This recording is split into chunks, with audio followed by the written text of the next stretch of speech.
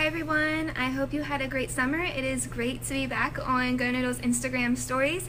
I am Becky Wimmer. For those of you that don't know me, I'm from the class couple, and today I am going to talk to you about flexible seating. So just as we use Go Noodle to get the wiggles out, I use flexible seating the same way. Research shows us that when students are fidgeting in their seats, it's actually an involuntary response from the brain to wake itself up. And then kids are trying to focus on sometimes kids are focused on trying to not move, and meanwhile they're not focusing on learning the content. So if we give them a way to move and get them out, they're able to focus more freely on the content at hand. And so then we also know that a moving brain is a learning brain. So if they are moving and getting their wiggles out involuntarily without really thinking about it, then they are able to use their brain power to learn. So I thought I'd show you the flexible seating options I have in my classroom.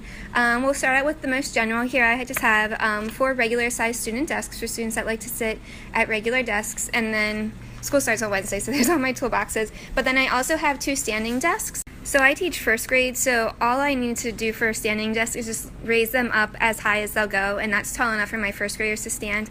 I did also include chairs with them because as the day gets on, they do get tired of standing, and then they have some chairs to sit on too.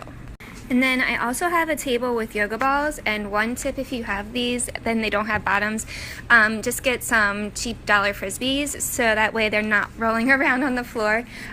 These are really great. My kids do bounce on them. So my kids do like to bounce up and down them gently when they're working, or they kind of like roll back and forth as they're going. And I have also found that the yoga balls are really great for my students on the spectrum. It's sometimes therapeutic for them, especially when they're stimming.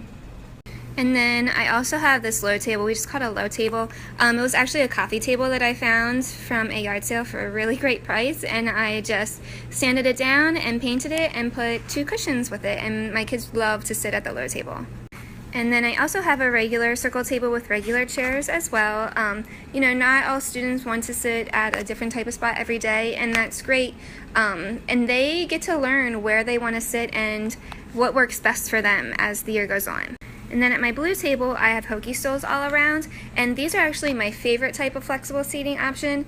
I see my students, kind of wobble back and forth on these, and a lot of times I see it more as involuntary movements where they're moving and they're really not thinking about it. So as they're working or as they're learning, their body is moving, but you can tell they're not thinking about it, it's just doing it, and they can go about what they're learning as normal.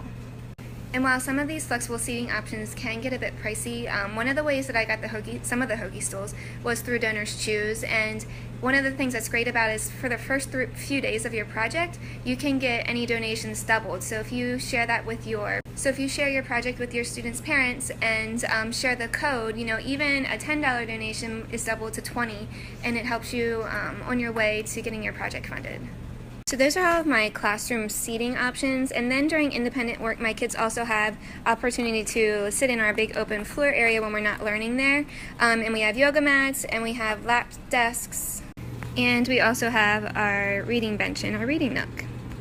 So those are all the options that my students have in my classroom, but now let's talk about materials. What do they have? Where do they take it? How do I store all those things?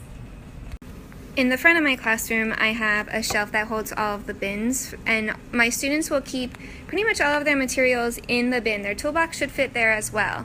And what they'll do is they'll grab their bin in the morning and they'll take it to their spot and they'll sit it next to them. So they keep their bins next to them all day so they have access to all of their materials, and then at the end of the day, they learn where their spot is for their bin and they just put it back for the next day, and then they take it the next day to wherever they're sitting that day.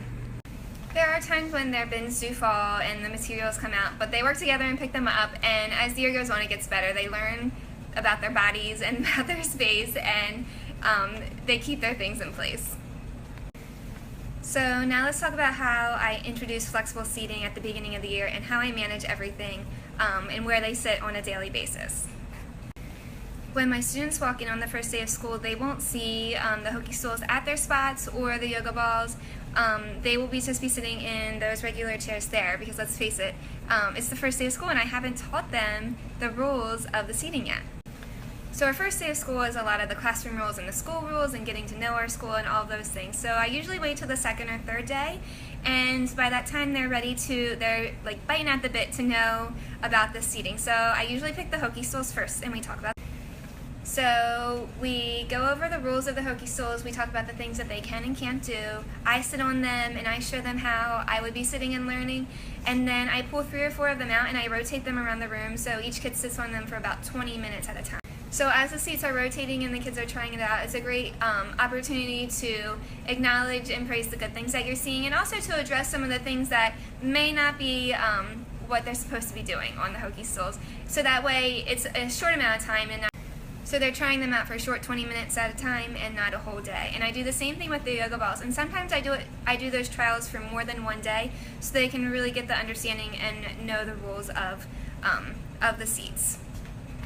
So once we've gone through all the rules of each flexible seating option and we've tried them all out and things are going well with the trials, and there's not really a set day that I say we're going to start flexible seating, it kind of just goes with the class, and then we make the decision that we're going to try full-scale flexible. And the way they choose their seat each day is we actually do it the night before, and when they're getting ready to pack up and they put their bins up, after they put their bin away, they come up and they pick their number, and their numbers are just magnets on the stones from the Dollar Tree.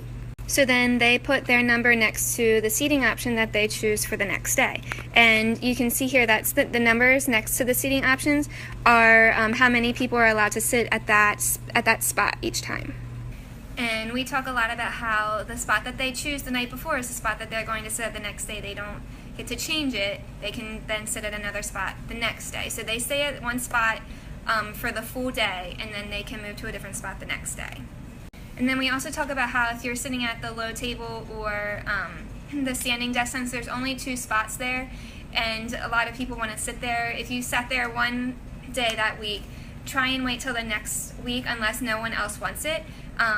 And then you may also have some friends that may not get along or may not work the best when they're sitting together, and I had that last year, and they kind of worked it out where they realized that they didn't make the best choices together, and they alternated.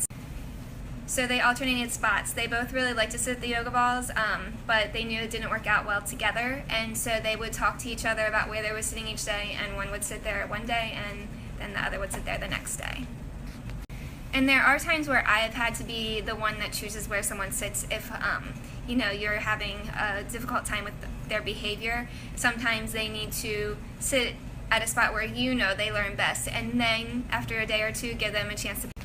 And then when we have substitutes, I put a little write-up in my plans about flexible seating, and I tell them that they pick the date the night before, so where they know where they're to be sitting, and they have name tags, and they just make sure their name tag is out for the substitute.